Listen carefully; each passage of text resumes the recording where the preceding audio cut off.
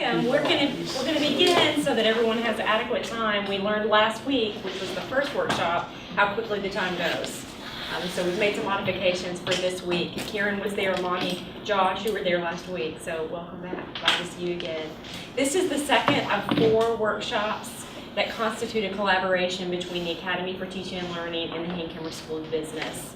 And as you know, the aim of the workshop is simply to expose you to possibilities and pedagogy, learning strategies for students, just alternatives to the traditional lecture that you'll have made perhaps a little easier in your new flexible spaces in the new space. So we're excited about that. We'll begin this workshop with Dr. Ginger Hanchey, my colleague in the Academy, who will go through with you, and you have the handouts in your folders, some of the flexible spaces, some of the different configurations that you'll have in the new space, in the new building. So she'll walk through that and tie that to active learning and research about benefits to students, and then we'll turn it over to Dr. Norman and Dr. Meyer to demonstrate some teaching and then to brainstorm with you at least one key element of the demonstration that you've seen today. And then we'll wrap it up with an evaluation.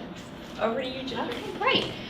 So as Lenore mentioned, I'm going to briefly go over what kinds of spaces you'll have. We sort of began that discussion before we got started. Feel free to add, Josh, you may want to add to some of that. But I'm also going to give you a little bit of history about why you're going to get the kinds of rooms you're going to get and what's been happening within Scholarship of Teaching and Learning about spaces.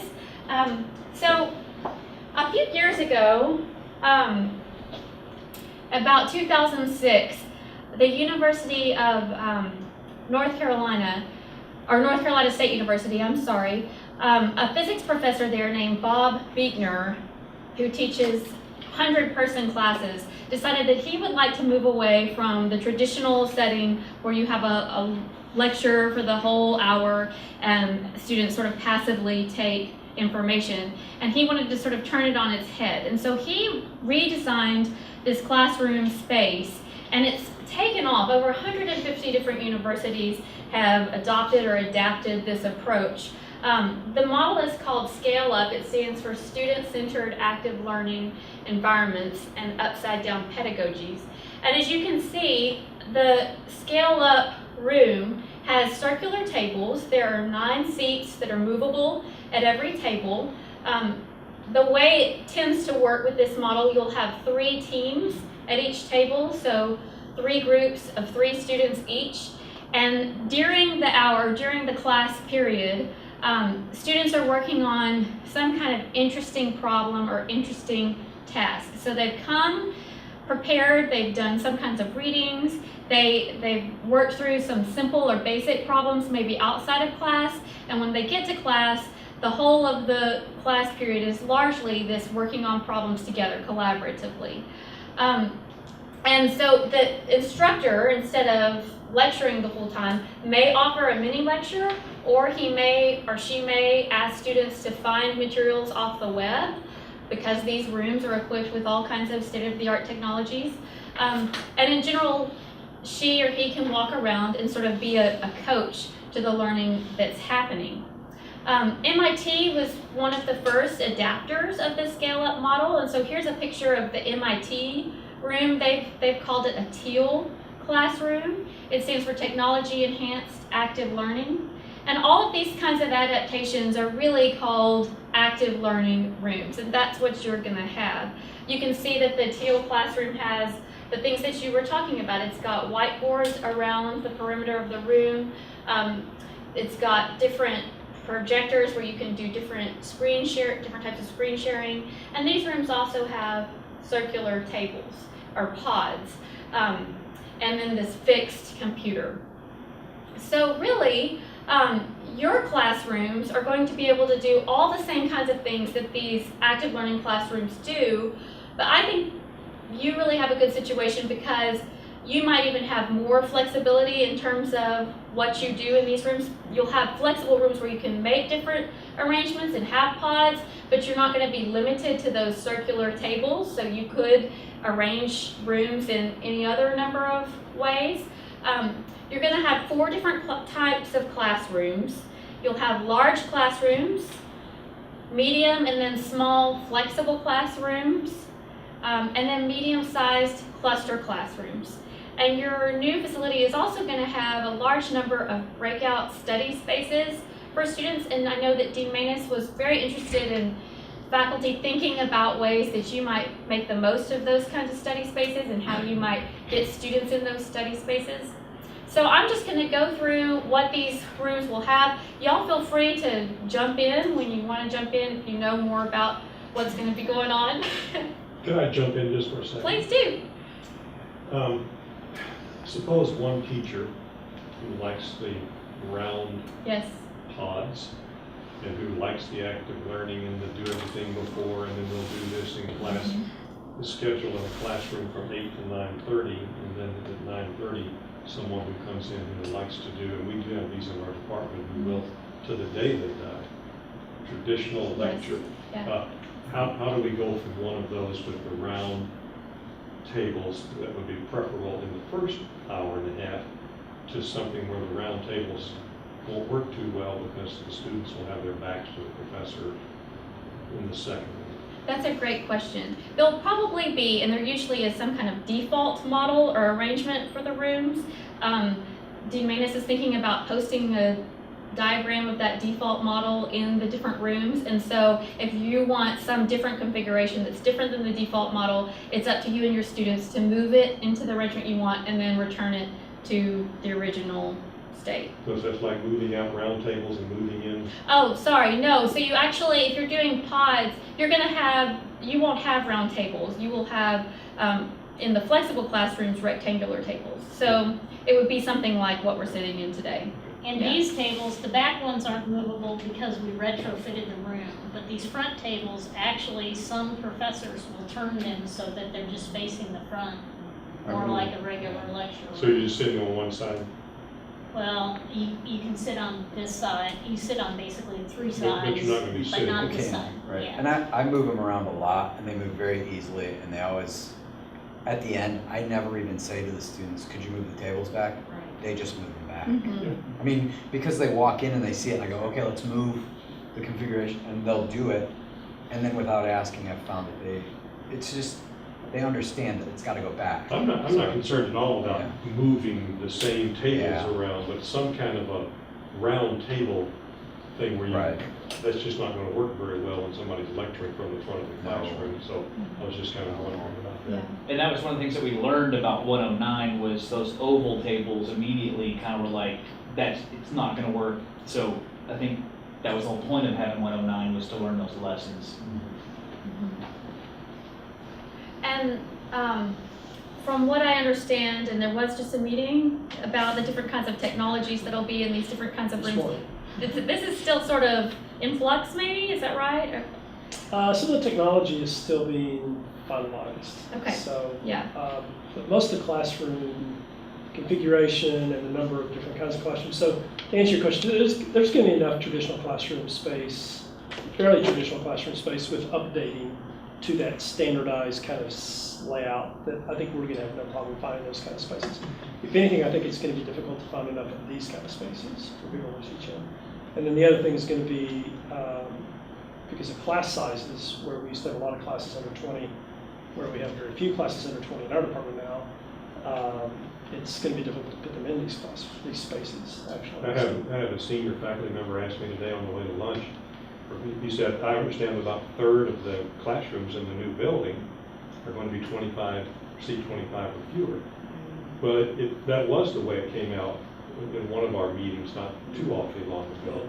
And I said, well, we went back and checked in the accounting department, and about a third of our classes would fit in those. It surprised me. But then again, that was before we started letting in the hordes of Mongolia in our freshman classes. I'm a little concerned about the class size also. Yeah, they're rerunning all the Astra models on fall schedule and the upcoming spring schedule. Because there's still some flexibility with some rooms to make them classrooms that are not currently classrooms. But anyway, that is a little bit in flux. But I don't want to get us off track, but it's... yeah. But the bottom line is, I think there's going to be enough traditional type layouts for people who want to have more traditional layout to do that. And then, as she was saying, I mean, and what Chris was saying as well, is, these rooms can all be configured in a way they're fairly traditional in look as well. So. And what you're about to Yeah. cover is, these are pretty well locked. What's in flux is the final make and model of the tech. We're still evaluating and taking bids on the actual make and model, but what you're generally covering in the room, Is there- these are gonna hold. Okay. It's just the actual make and model we're evaluating and taking bids right now.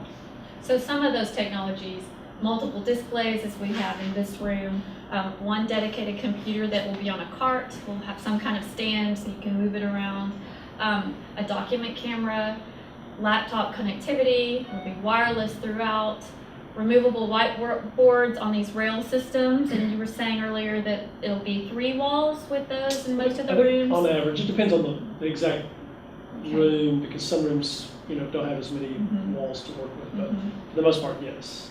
And that's what our teaching demo is going to focus on today. And then also the flexible classrooms will have screen sharing capabilities. So large classrooms, we were just talking about the numbers of breakdown of the kinds of classrooms. There'll be 7 large classrooms, and these classrooms will have the fixed seating.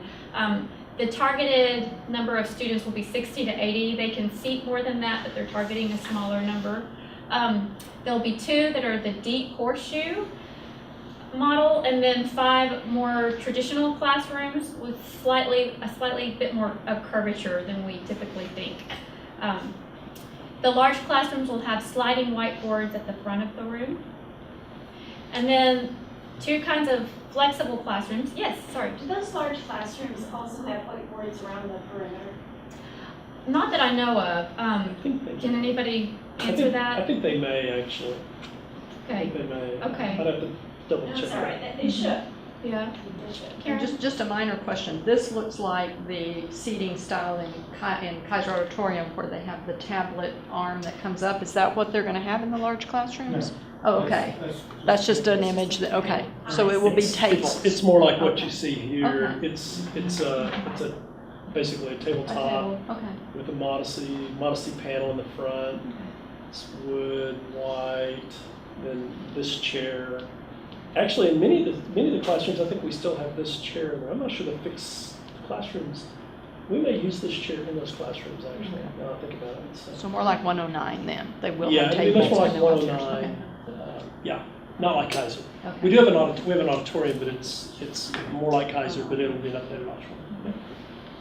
So there'll be 9 medium flexible classrooms, and by flexible we just mean the tables and chairs can move into different configurations. Those will have about 40 students, and then the small ones will seat about 24 students. There'll be 9 of those as well. And so this picture demonstrates what we have here, the X configuration.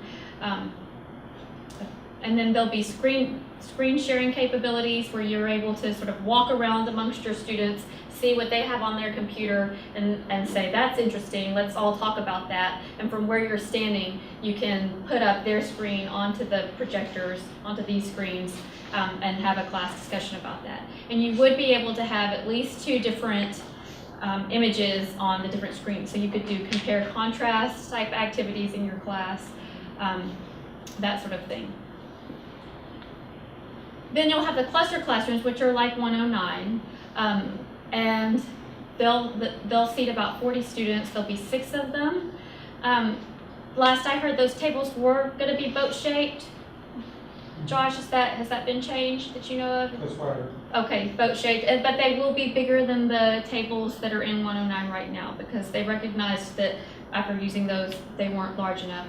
And they'll have chairs that can move. So the idea of a cluster classroom is really your tables remain in sort of this standard position, but the chairs can move, and so you can turn around to the row behind you and cluster together and work that way. That's why those are called cluster classrooms. And then you'll have 36 of the breakout study spaces. They'll be open day and night, and there'll be some kind of reservation system.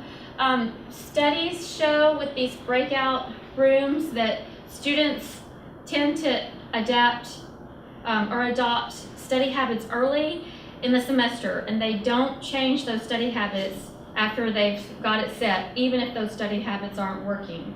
So you might want to think about ways that you can encourage your students to use these kinds of rooms.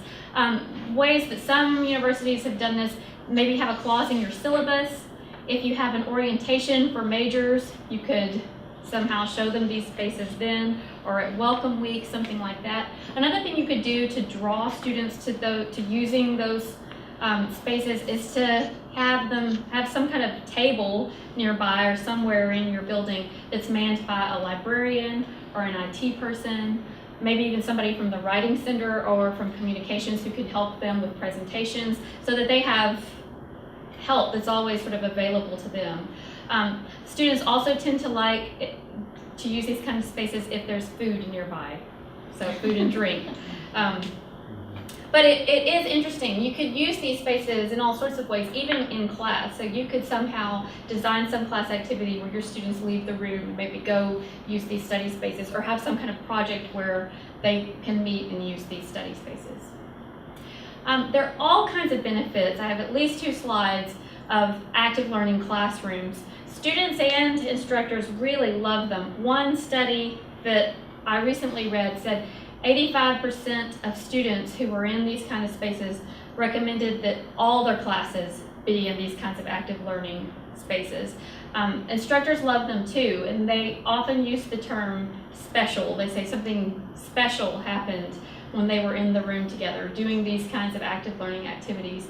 And I think that that's just because there are all kinds of relationships that are fostered in new ways when there's collaboration, and the professor is walking amongst students and crouching down with students, and relationships between students but also with their instructor, and even the material seems to be stronger.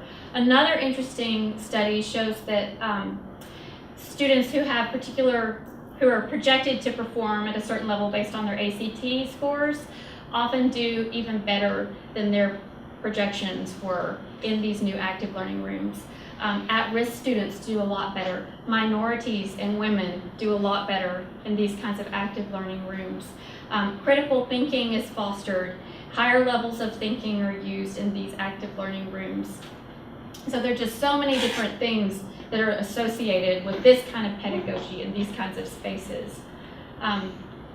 So do y'all have any questions about this before we move on to our teaching demo? Okay, Dr. Norman and Dr. Meyer, thank you.